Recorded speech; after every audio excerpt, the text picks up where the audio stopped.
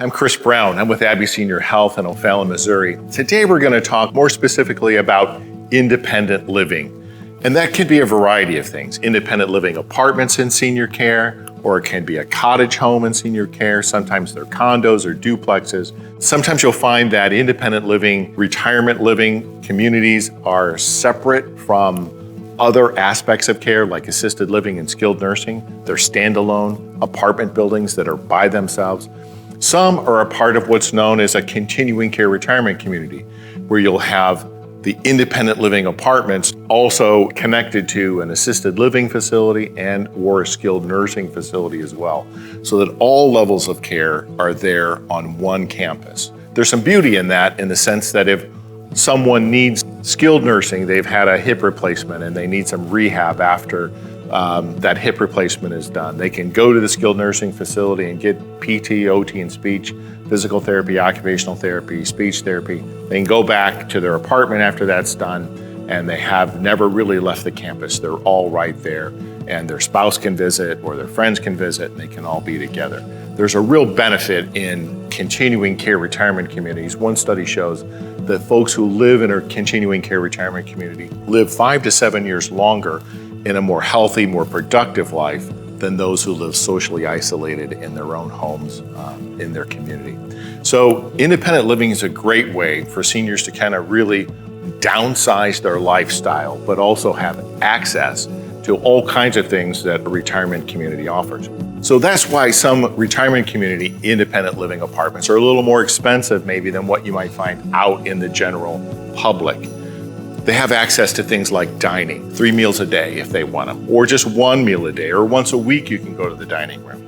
But they also have access to things like transportation to the doctor's office, transportation to the store. Those are real benefits sometimes that retirement communities offer that people don't really realize. There's also all kinds of socialization programs, activity programs that go on in a retirement community that make it an exciting kind of lifestyle. There's access to games and swimming. There's a lot of retirement communities that have pools. They have pickleball. There's all kinds of amenities associated with retirement community living. So I want to emphasize that people have access to as much or as little as they want to participate in. The cost of independent living can vary. It really can look pretty expensive to some degree. It can be, $2,000 a month. I've seen it all the way up to $6,500 a month. But there's also retirement communities that are low income oriented as well, where they'll have rent subsidies available. Instead of that costing $2,000 a month, it's $800 a month. So there's all kinds of varieties and possibilities within cities or towns and urban areas where retirement communities are there and offer access to all kinds of different forms of retirement living. So it's not all that they're all expensive. There's lower income, there's medium income, and there's higher level costs associated with retirement communities. Independent living is not a licensed level of care. There really isn't any nursing care. There may be some emergency care that's brought about. Someone slips and falls in their apartment. They can press a button, they can pull a cord in their apartment. Someone will come over and help them and establish whether they need to go to the hospital or not. And so there's some real benefits from that aspect as well. But there really isn't any nursing kind of care available. You may be able to hire in a home health aide or someone like that to help with bathing or to help with medication administration.